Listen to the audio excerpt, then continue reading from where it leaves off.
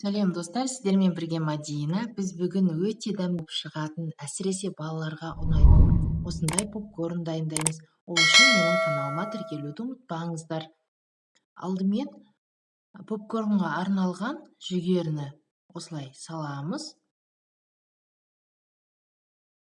1 келка қылып осылай қойып, үстіне сармай саламыз.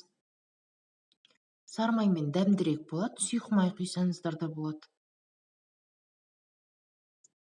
3 ас қасықтай қант саламыз. Егер сізге тәтті болған ұнаса, көбірек салсаңыз болады.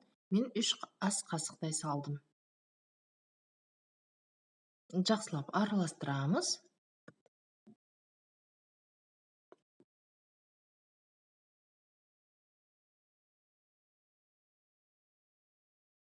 Жақсылап араластырып, бір тегістеп осылай жаямыз.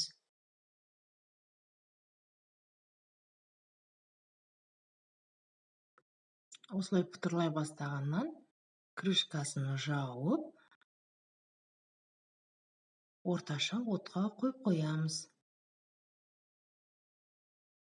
Байқағандарыңыздай, біздің попкорнымыз ашылып жатыр.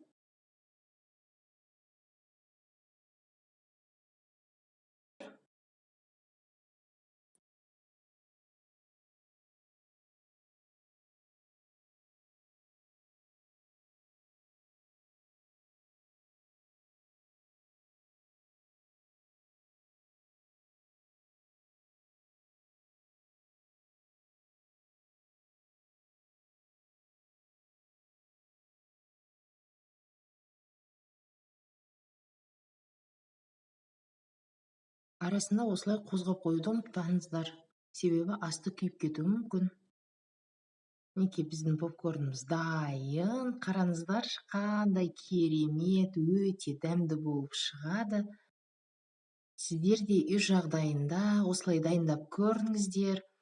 Өте оңай дайындалады. Менің каналыма тіркелуді ұмытпаңыздар.